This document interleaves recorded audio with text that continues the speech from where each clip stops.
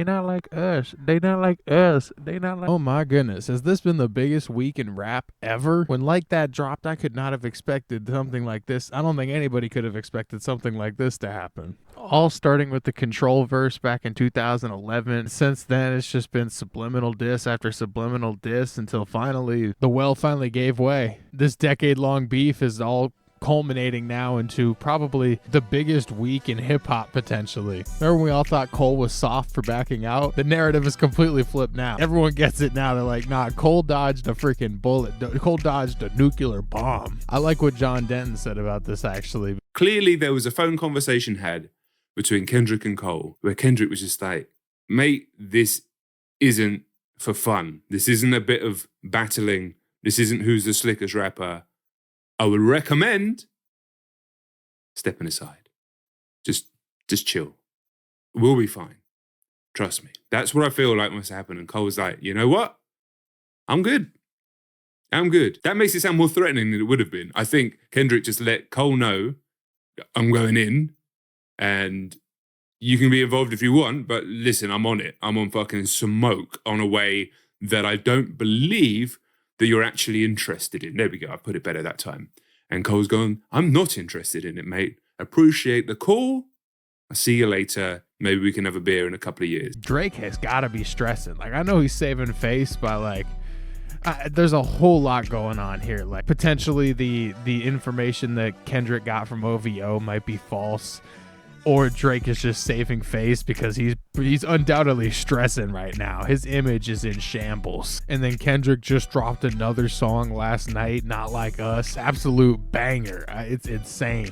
And the substance is still there, kind of just repeating the same stuff from the other verses. But this time it's on a club banger. I just saw a video of Rick Ross playing this at a party. Hold up. They not like us. I'm at the pool party. BBL Drizzy, I'm at the pool party, and they just called you a petty. You a chomo?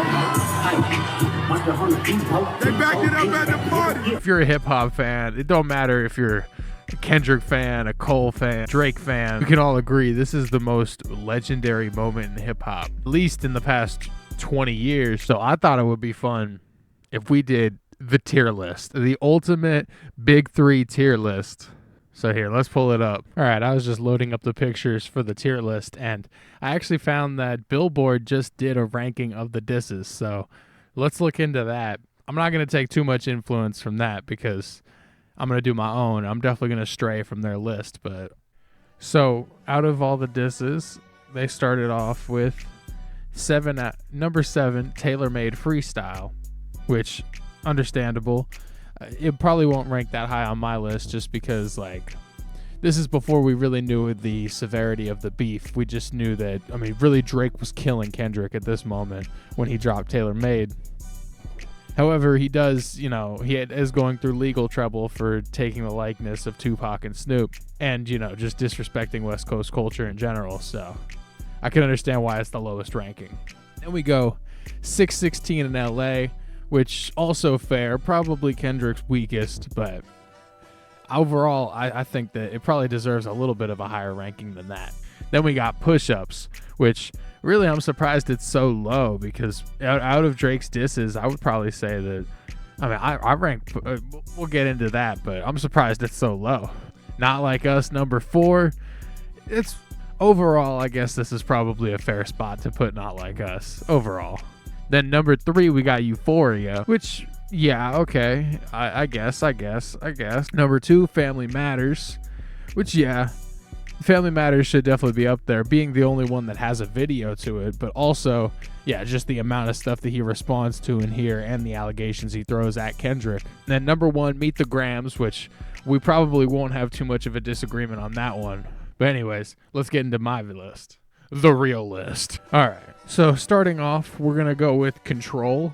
I know that that's not on the Billboard list, and many people may not include that in the actual part of the disses because, it's just a verse. It happened 10 years ago. But arguably, Control is the first thing that really sparked this beat. Yes, Kendrick had Drake as a feature on his album after Control came out. but they've had an ongoing problem with each other pretty much since the Control verse, when Drake came out against Kendrick, making the move to even do the Control verse.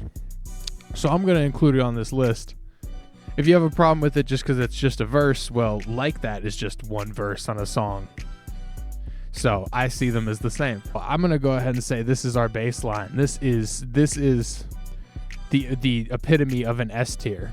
And we're going in order. So from there, we're hopping straight into Like That. The Like That verse, also a very, very impactful verse. This is the thing that Kendrick loves to do, clearly, is come out there and not leave too much up to interpretation, just get straight to the point of what he's trying to say and really making a giant impact. I'd say, though, one thing that might be going against Like That is how short it is. It's punching throughout the whole thing, the whole like less than a minute. But I think this is also an S tier pick.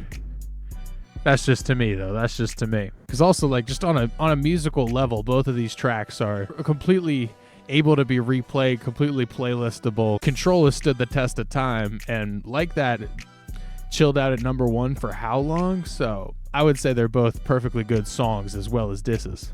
And now we get into Cold World, Mr. PWC, Light Work. You might just be able to disqualify this from the pack in general, because obviously Cole disqualified it himself. So just on that basis alone, it's going D tier. Going D tier. From there, we get into Push-Ups. Very big moment. Very catchy song. That drop and give me 50. Drop and give me 50. Very, very catchy. And when this came out, everybody immediately started giving W's to Drake, saying that he washed Kendrick. So the quality is there. He had a bunch of punches. This is when he started the whole, Taylor Swift jokes about how Kendrick is like a shill to pop stars. On the other hand, though, now knowing what we know, I wouldn't say that Push-Ups is like top tier just because of like what we're actually talking about in the tracks. Everyone was still holding back. These were still warning shots, you see. It seems like when he was dropping his initial 2 disses in response to Like That, Drake was underestimating what Kendrick was really willing to do. So because of that, I think Push-Ups only deserves I'm kind of stuck between A and B. I don't know if it really deserves all the way down here at B. I think we'll give it A. And then this gets into Tailor Made Freestyle. Probably, out of all the actual disses, arguably probably the weakest track, just because it's more like just trolling Kendrick to like come out of his hole, come out from hiding and actually respond, right? It's like, I think we can throw it at a C tier, because it's still like the actual music of it is still really good, and frankly the beat the beat that Tupac is riding on, the beat that Drake Tupac is riding on is absolutely gangster. I really liked it. And now that brings us to the behemoth, the absolute banger of Euphoria, which, I mean, frankly, I look at Euphoria like it's the Heart Part 6. Like, I really think that this is one of, I think Kendrick may have put the most effort into this track out of all of these on the list. And it shows. I think that Aubrey was doubting, at the end of Tailor Made, Aubrey was obviously doubting that Kendrick was going to be able to come with something with this much impact or really have anything to say about Drake. Which at this point, like, how does Drake think that Kendrick didn't have anything to say? And yeah, the day that Euphoria dropped, the internet exploded with everything that he was saying. The Drake fans immediately started coping, saying that he was talking about nothing. So because of that, I'm putting Euphoria, I think it's an S tier diss. It might be controversial to say that, but I think it's S tier. I really do. I think it's S tier. And then after that, we got 616. I saw on socials today that the soul sample that this is using is actually a troll towards Drake.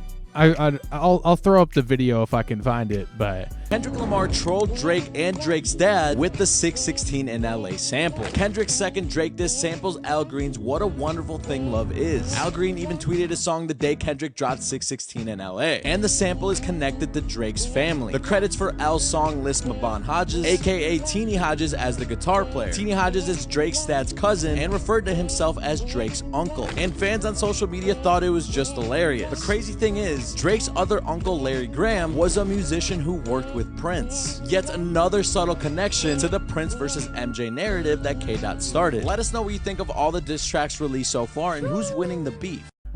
But at the same time, I think that as far as all of the disses Kendrick's come out with, this is probably the weakest, just because it's like, it's just trying to be like a catchy song, right? It's trying to be something to go on the playlist.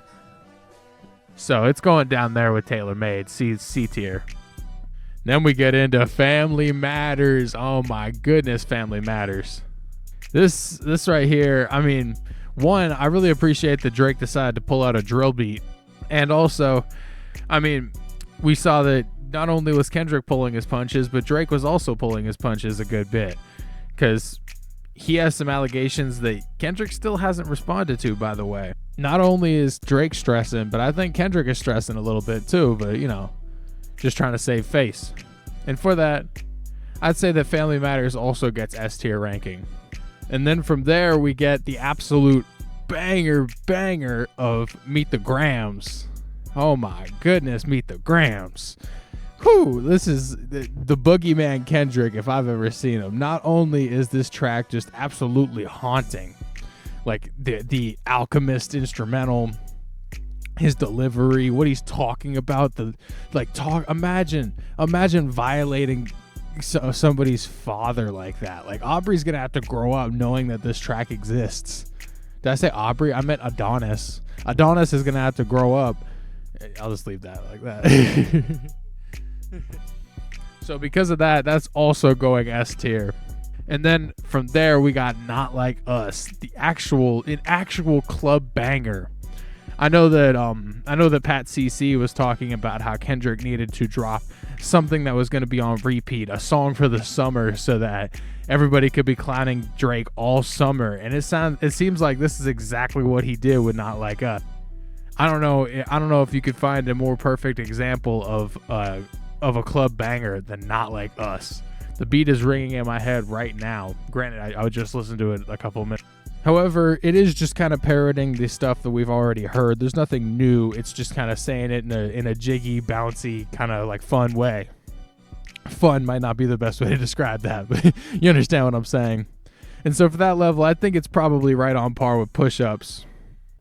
But yeah, that's just my opinion. I should have said that at the beginning, but this is just my opinion. Feel free to critique it in the comments and let me know how you think these should be ordered. But that's just that's just my opinion, you know. That's just what I say.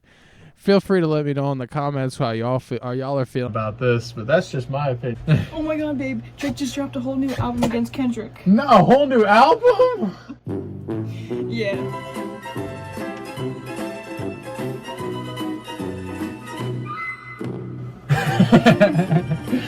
Was that good?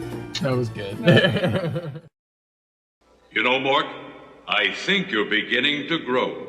Well, sir, I don't know how much value I have in this universe, but I do know that I made a few people happier than they would have been without me. And as long as I know that, I'm as rich as I ever need to be. So I'll catch you on the rebound, your magnitude. Until next week, Nanu, Nanu.